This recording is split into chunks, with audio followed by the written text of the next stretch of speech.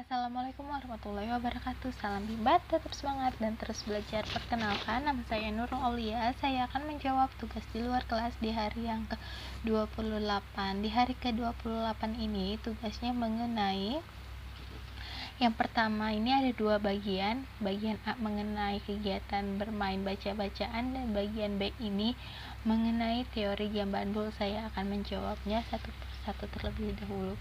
Di sini di bagian A mengenai kegiatan bermain baca-bacaan. Pertanyaan yang pertama adalah jelaskan apa yang dimaksud dengan kegiatan bermain baca-bacaan. Kegiatan bermain baca-bacaan adalah suatu kegiatan yang dilakukan oleh motivator dan anak murid dengan cara bermain baca-bacaan yang telah disediakan di Bimba A, I, U, E, O.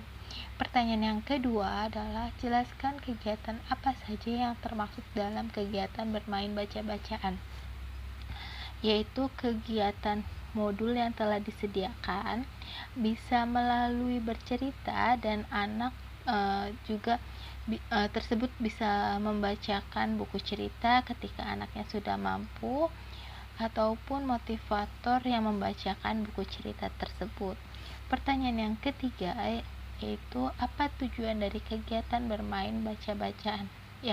Tujuan utamanya yaitu agar anak menyukai kegiatan bermain baca-bacaan, dan tujuan khususnya yaitu agar anak terampil dan mampu serta memiliki gemar membaca. Pertanyaan yang keempat adalah kapan kegiatan bermain baca-bacaan dilakukan oleh motivator?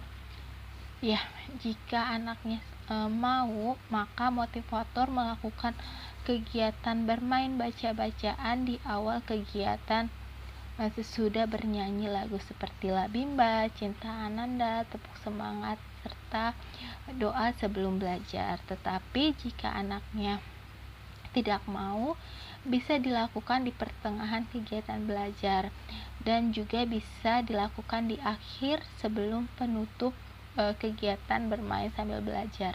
Pertanyaan yang kelima yaitu mengapa kegiatan bermain baca-bacaan menjadi kegiatan prioritas utama yang harus dilakukan oleh motivator?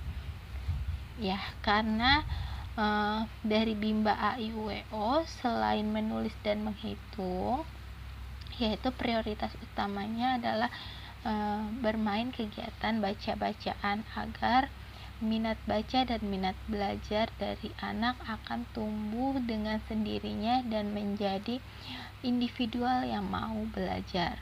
Pertanyaan yang keenam adalah apa yang harus dievaluasi oleh motivator ketika anak bermain baca-bacaan?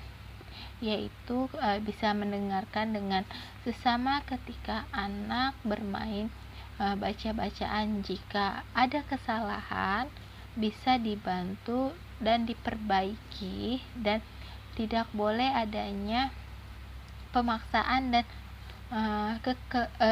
dan kekerasan. Yang evaluasinya yaitu bisa dilihat dari ekspresi dan sikap anak, dan anak terampil dalam permainan baca-bacaan. Pertanyaan yang ketujuh yaitu bagaimana cara menerapkan kegiatan bermain baca-bacaan bersama anak?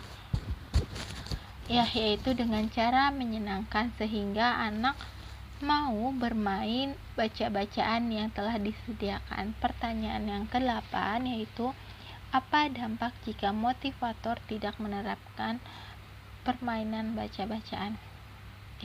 Anak akan menjadi bosan, malas belajar, terus membaca, dan tidak akan menjadi generasi muda yang mau belajar.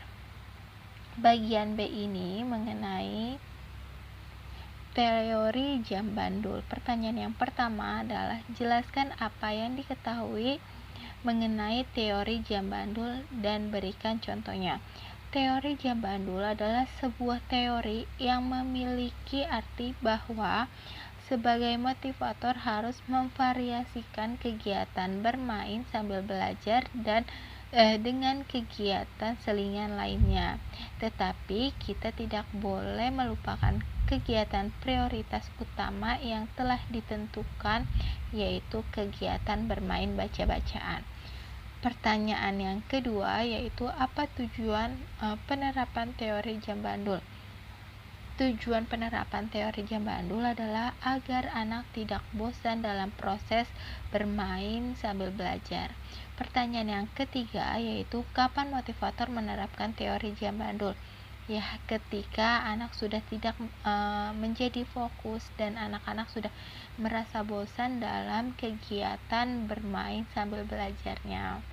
Pertanyaan yang keempat yaitu bagaimana cara menerapkan teori jam bandul?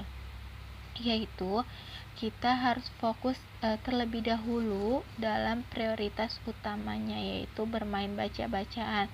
Oleh karena itu kita harus fokus terlebih dahulu. Jika anak sudah tidak fokus, maka kita harus selingi dengan kegiatan bermain baca-bacaan dengan kegiatan lainnya agar anak tidak mudah bosan dalam kegiatan proses pembelajaran di Bimba. Pertanyaan yang kelima adalah bagaimana jika motivator tidak menerapkan teori jam bandul?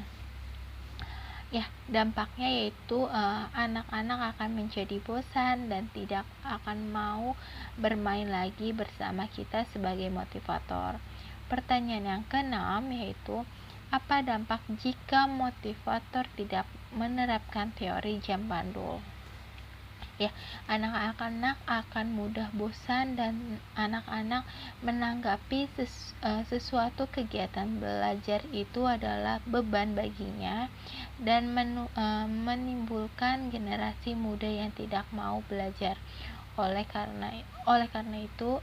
dari itu kita sebagai motivator harus memvariasikan prioritas utamanya, yaitu kegiatan bermain baca-bacaan, dan kita juga harus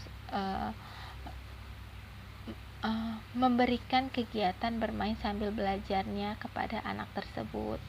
Sekian tugas di luar kelas saya yang ke-28. Terima kasih, salam Bimba, tetap semangat dan terus belajar. Wassalamualaikum warahmatullahi wabarakatuh.